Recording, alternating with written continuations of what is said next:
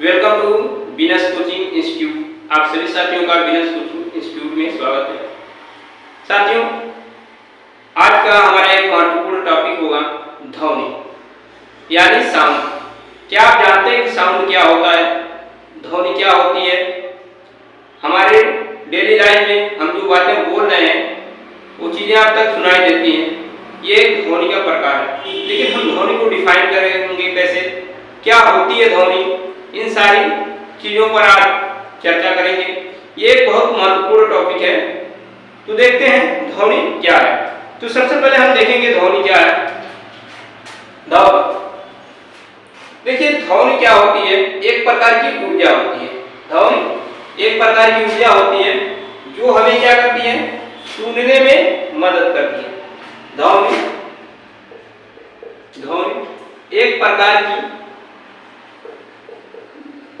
एक प्रकार की ऊर्जा होती है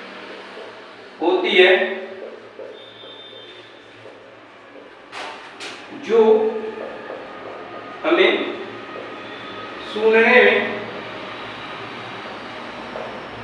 सुनने में मदद करती है।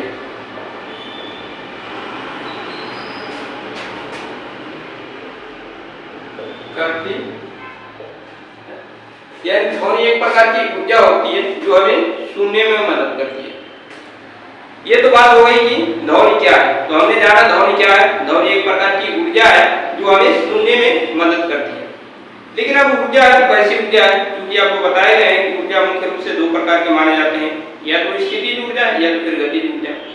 तो ध्वनि एक प्रकार की गतिज ऊर्जा है। क्यों?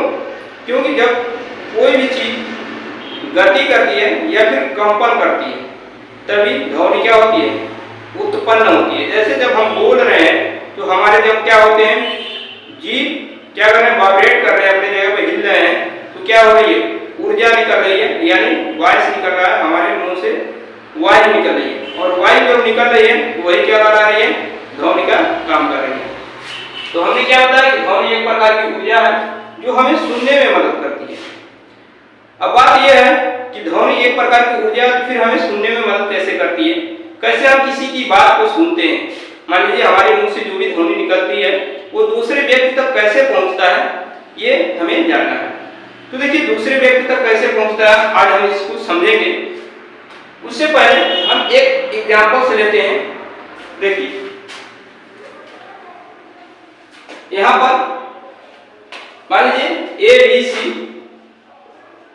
डी ई एफ, ये सारे लोग क्या किए हैं, A B C D E F, ये व्यक्ति हैं जो क्या है, एक लाइन में खड़े हैं, एक लाइन में खड़े हैं। अब ए क्या करते हैं, ए बी को धक्का देते हैं। जब बी को धक्का देते हैं तो बी क्या करता है, फिर सी को धक्का देता है, सी डी को धक्का देता है, डी ई को, और ये एफ को। लेकिन ए बी को जब धक्का देते हैं तो धक्का देने के बाद पुनः अपनी जगह पर खड़े हो जाते हैं। इसी तरह बी सी को धक्का देते हैं और धक्का देने के बाद पुनः अपनी जगह पर खड़े हो जाते हैं। सी डी को धक्का देते हैं और धक्का देने के बाद पुनः अपनी जगह पर खड़े हो जाते हैं। और डी ई को और ई एफ को, यानी कोई अपनी जगह से इधर उधर नहीं जा रहा है, केवल इस तरह झुका और फिर अपनी जगह पे खड़े हो गए। हम क्या देख रहे हैं कि ए ने क्या किया, धक्का दिया, यानी बी को धक्का दिया। जब धक्का देते हैं तो गति शुरू होती है, और जब गति शुरू होती है यानी गतिज ऊर्जा जब शुरू होती है तो ए से गतिज ऊर्जा शुरू होकर एफ तक आ गई। एफ तक आने का मतलब क्या हुआ कि ए की जो गतिज ऊर्जा है वो एफ तक आ गई, बगैर ए को एफ तक आए। यानी ए अपने जगह पर है और एफ अपने जगह पर है, लेकिन ए की ऊर्जा जो है वो एफ तक आ जाती है। ऐसे जनरली हम लोग कहीं बैंक वगैरह में या कहीं भी जहाँ पर लाइन लगाते हैं, बहुत ज्यादा भीड़ भाड़ होते हैं, तो क्या होते हैं, धक्का मुक्की होती रहती है, कोई पीछे से कोई धक्का देता है और उसकी ऊर्जा अगले व्यक्ति तक पहुंचती है। तो हमने क्या देखा कि इस व्यक्ति, ये जो व्यक्ति है उसकी ऊर्जा एफ तक पहुंच गई, बगैर ए का एफ तक गए। यानी बीच में ये बी से लेकर ई तक क्या कर रहे हैं, माध्यम का काम कर रहे हैं। ए की ऊर्जा को एफ तक पहुंचाने के लिए माध्यम का काम कर रहे हैं। तो हमने क्या देखा कि जो भी ऊर्जा ए की है वो एफ तक पहुंचाने के लिए बीच में माध्यम की आवश्यकता पड़ रही है। बीच में माध्यम की आवश्यकता पड़ रही है। अब यहाँ से थोड़ी सी कंसेप्ट आपको समझ में आ गया होगा कि जो भी हम बातें बोलते हैं, यानी हमारे मुख से जो वायु निकलती है, हमारे आसपास जहाँ भी खाली स्थान देखते हैं वहां पर वायु भरी रहती है। जैसे ही हमारे मुख से वायु निकलती है, वो अपने जस्ट पास वाले वायु को क्या करती है, धक्का देती है। ठीक है ना? ऐसा नहीं है कि हम जो भी चीजें बोलते हैं हमारे मुख से कोई भी कण निकलता है और सुनने वाले व्यक्ति के कान पर जाकर गिरता है, ऐसा नहीं। अगर ऐसा होता तो पता चलता सभी के काम क्या होते हैं, पूरी तरह से कणों से जाम जाते हैं, लेकिन ऐसा नहीं। जैसे हम बोलते हैं, अपने मुख से वायु निकालते हैं, वो हमारे पास जो भी हमारे मुख के जस्ट सटे हुए जो भी खाली स्थान है वहां पर वायु भरी रहती है, और वायु क्या होते हैं, अपने अगले वाले कण को धक्का देते हैं, और इस तरह जो भी व्यक्ति वहां पर होते हैं वहां तक हमारे मुख से जो वायु निकलती है वो एक दूसरे को धक्का देते हुए दूसरे व्यक्ति के कानों तक पहुंचती है। इस तरह इसमें एक ही ऊर्जा एयर तक पहुंची, एक दूसरे को धक्का देते हुए, और बीच में काम क्या कर रहे हैं, माध्यम का बी से लेकर ई तक जो भी है वो सब माध्यम का काम कर रहे हैं। तो इसी तरह हमारे मुख से जो वायु निकलती है वो दूसरे व्यक्ति तक जाने के लिए बीच में जो माध्यम है वह है वायु। यानी जब कोई व्यक्ति बोलता है तो उसकी बातें दूसरे व्यक्ति तक पहुंचती हैं वायु के माध्यम से, यानी उसके मुख से निकली वायु अपने नजदीक वाले वायु को धक्का देकर अपनी बातों को दूसरे व्यक्ति तक पहुंचाती है। तो यह हो गया कि ध्वनि कैसे चलती है, इसके बारे में हमने जाना। अब बात करते हैं, जो भी ध्वनि चल रही है वो एक तरंग के रूप में चलती है। वो कैसे चलती है, तरंग के रूप में चलती है। तो हम सबसे पहले समझ लें कि तरंग क्या होता है। तो देखिए, तरंग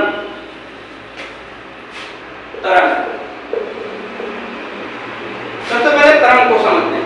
तो तरंग का एक एग्जांपल समझ लेते हैं। जैसे हम देखते हैं कि ये एक तालाब है, ये तालाब है। जब हम कोई कण इसमें फेंकते हैं, कोई पत्थर यहाँ पर फेंकते हैं, तो जब यहाँ पर पत्थर फेंकते हैं तो हम देखते हैं कि पत्थर के किनारे ऐसे होना शुरू हो जाता है, ऐसे होना शुरू हो जाता है, और ऐसे होते होते ये लास्ट तालाब के किनारे तक पहुंच जाता है।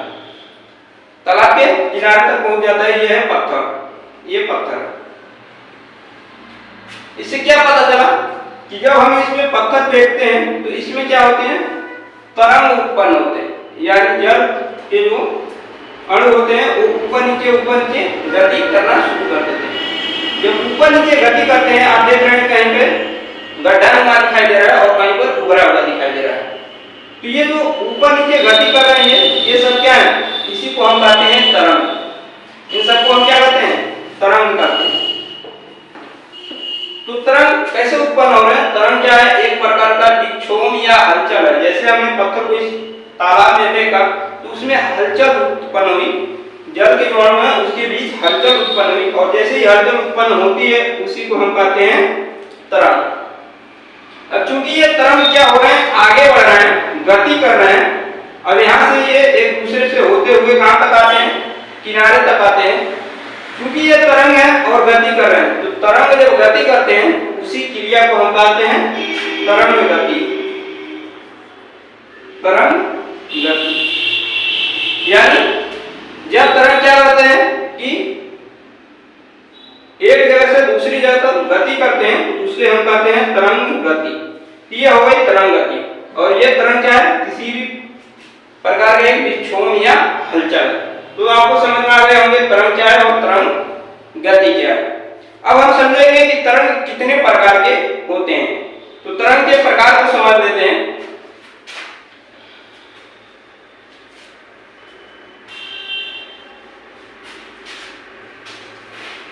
तरंग के प्रकार, तरंग के प्रकार, टाइप ऑफ वेव्स। तो देखिए तरंग के प्रकार, तरंग दो प्रकार के होते हैं माध्यम के अनुसार। माध्यम के अनुसार ये तरंग दो प्रकार के होते हैं। पहला यांत्रिक तरंग है और दूसरा विद्युत चुंबकीय तरंग है।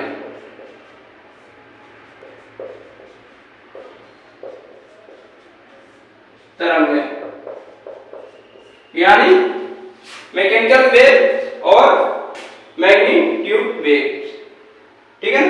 यानी विद्युत यांत्रिक तरंग और विद्युत चुंबकीय तरंग। तो यांत्रिक तरंगें क्या होती हैं, देखिए यांत्रिक तरंगें हम इसकी बात करें तो वे तरंगें जिनके संचरण के लिए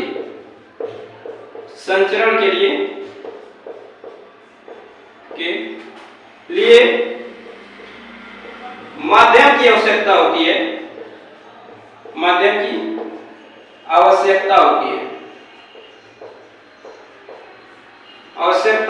है, यानी वे तरंगें जिनको संचरण के लिए, संचरण का मतलब होता है एक जगह से दूसरी जगह चलने के लिए, तो वे तरंगें जिनके संचरण के लिए माध्यम की आवश्यकता होती है उन्हें हम कहते हैं यांत्रिक तरंगें। इसमें आ जाता है जल में उत्पन्न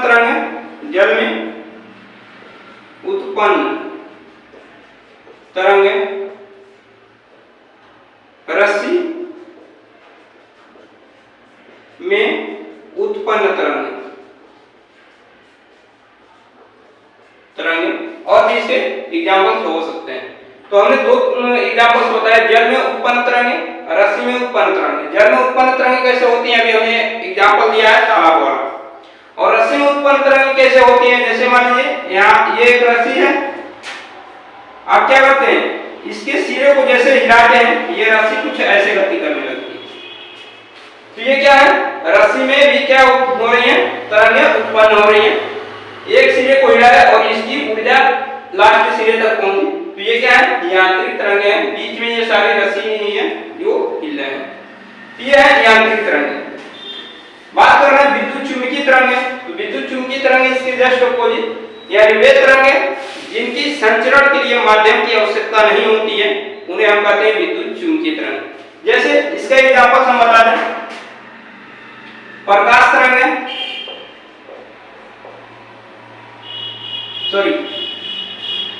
परावैंगनी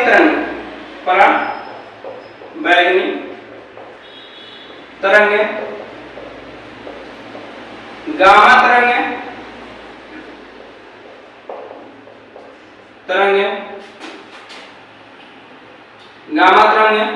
एक्स तरंगें, इस तरह से और भी बहुत सारी तरंगें हैं तो जिनकी संचरण के लिए माध्यम की आवश्यकता नहीं होती है, उन सारे तरंगों को हम क्या कहते हैं, विद्युत चुंबकीय तरंगें। समझ में आया। तो ये परावैंगनी तरंगें, गामा तरंगें, एक्स तरंगें और भी जो भी तरंगें हैं जो विद्युत चुंबकीय तरंगें होती हैं वो इसके एग्जांपल्स हो जाएंगे। अब चलते हैं, देखते हैं यांत्रिक तरंगें। यांत्रिक तरंगें हमने देखा, विद्युत चुंबकीय तरंगें देखा। अब ये आपके माध्यम के अनुसार थी। अब तरंगों के अनुसार तरंग कितने प्रकार के होते हैं तो उसको हम देख लेते हैं।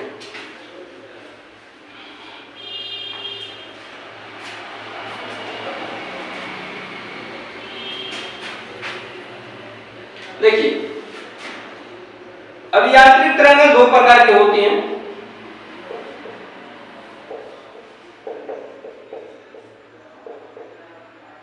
एक होता है अनुप्रस्थ तरंगें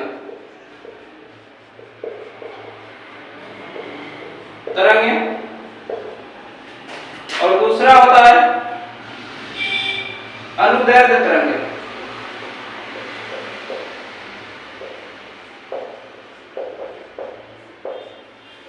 पहला अनुप्रस्थ तरंगें, दूसरा अनुदैर्ध्य तरंगें। अनुप्रस्थ तरंगें क्या होती हैं? अनुप्रस्थ तरंगें वे तरंगें होती हैं जिसमें माध्यम के कण लंबवत कंपन करते हैं। वे तरंगें जिनमें माध्यम के कण जिसमें कण लंबवत कंपन करती हैं।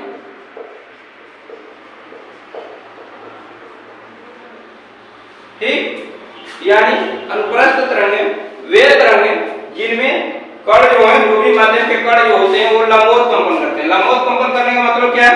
वो ऐसे कंपन करते हैं। जैसे हमने एग्जाम्पल दिया था तालाब वाला।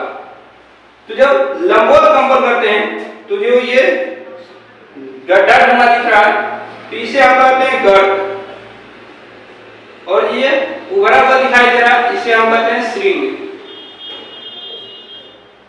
यानी जितने उभरे हुए भाग दिखाई दे रहे हैं वो सारे श्रृंग हैं, जितने ये धंसे हुए भाग दिखाई दे रहे हैं वो सारे गर्त हैं।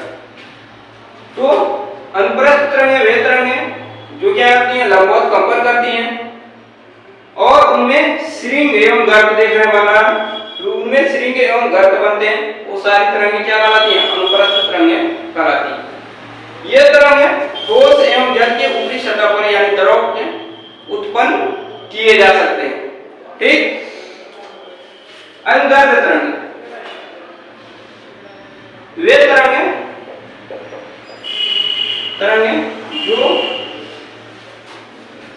तरंगें जिसमें कण समांतर कंपन करते हैं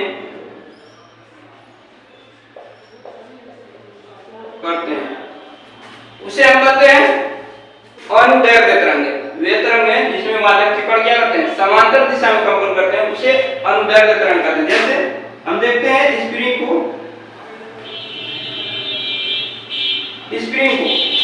जब हम खींचते हैं तो कुछ जगह क्या होता है, बहुत घना हुआ होता है, यानी नजदीक होते हैं, तो उसे हम कहते हैं संपीड़न। और कुछ जगह पर इस तरह दूर होते हैं जिसे हम कहते हैं विरलन। जैसे जब आप स्प्रिंग को खींचते हैं तो बीच में क्या होते हैं, वहां पर बहुत ज्यादा गैपिंग आ जाती है, और किनारों पर क्या होते हैं, कम गैपिंग रहती है। तो जहां पर कम गैपिंग रहेगी वहां संपीड़न, जहां पर ज्यादा गैपिंग रहेगी उसे विरलन कहते हैं। ये है आपके अनुदैर्घ्य तरंगें और ये है आपके अनुप्रस्थ तरंगें।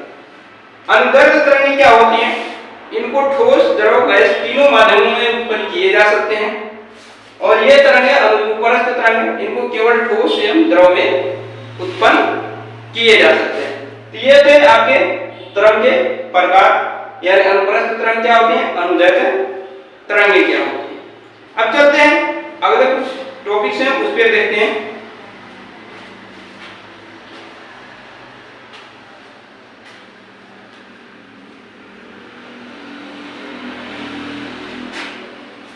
ये तरंग हो गए। अब बात कर लेते हैं कुछ और पॉइंट है, जैसे तरंग दैर्घ्य। तरंग दैर्घ्य ये भी एक प्रकार की दूरी है, लेकिन तरंग दैर्घ्य कहते किसे हैं। तो हम देख रहे हैं कि तरंगों में, अनुप्रस्थ तरंगों में इस तरह बना है और अनुदैर्घ्य तरंगों में ऐसे बना है, यानी दूर। तो जो ये श्रृंग होते हैं गर्त, और ये है श्रृंग, इधर भी होंगे ये श्रृंग,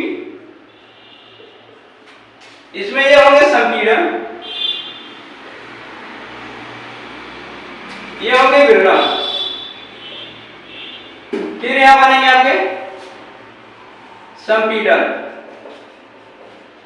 यानी ये प्रक्रिया चलती रहेगी, एक संपीड़न बनेगा, दूसरा विरलन बनेगा, एक संपीड़न, तो तरंग दैर्घ्य क्या होता है, दो क्रमागत यानी क्रम से दो क्रमागत श्रृंगों या फिर दो क्रमागत गर्तों के बीच की जो दूरी होती है उसे हम कहते हैं तरंग दैर्घ्य। यानी इनके बीच की ये जो दूरी है इसी को हम कहते हैं तरंग दैर्घ्य, या फिर नीचे जो इनके बीच की दूरी है इसे हम कहेंगे तरंग दैर्घ्य।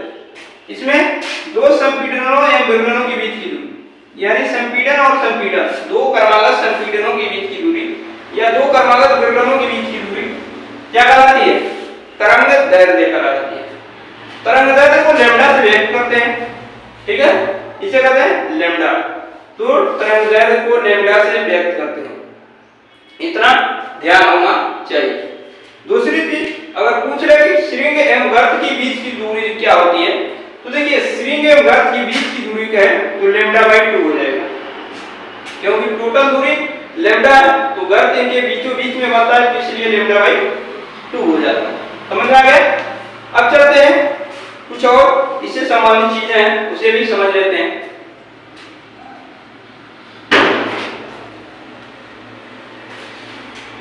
आते हैं आवर्तकाल पर। आवर्तकाल यानी टाइम पीरियड। टाइम पीरियड जिसको बोलते हैं, इसे टी से रिप्रेजेंट करते हैं। आवर्तकाल क्या होता है? कोई भी कण एक पूर्ण कंपन करने में, यानी एक बार ऐसे कंपन कर रहा है, जैसे हमने रस्सी वाला एग्जांपल दिया था, तो कोई भी कण एक पूर्ण कंपन कर रहा है। एक पूरी कंपन करने का मतलब क्या? यहां से चला और फिर इसी पोजीशन पे आ गया, तो इसे कहते हैं एक पूर्ण कंपन। तो एक पूर्ण कंपन करने में जितनी समय लेता है उसे हम कहते हैं आवर्तकाल। किसी भी कण द्वारा एक पूर्ण कंपन में यहां से चला और फिर यहां तक आ गया, इसी पोजीशन पे आ गया, तो हम कहते हैं ये यहां से चल के यहां पर इसी डायरेक्शन पे आ गया, यानी एक पूर्ण कंपन किया। तो यानी किसी भी कण द्वारा एक पूर्ण कंपन में लिए गए समय को हम उसकी आवर्तकाल कहते हैं। क्लियर? अब बात कर रहे हैं आवृत्ति। आवृत्ति फ्रीक्वेंसी, जिसको म्यू से, एन से या फिर स्मॉल एफ से, तीनों से भी रिप्रेजेंट किया जाता है। फ्रीक्वेंसी आवृत्ति जिसको बोलते हैं, यहां पर मुख्य रूप से हम एन से ही रिप्रेजेंट करेंगे।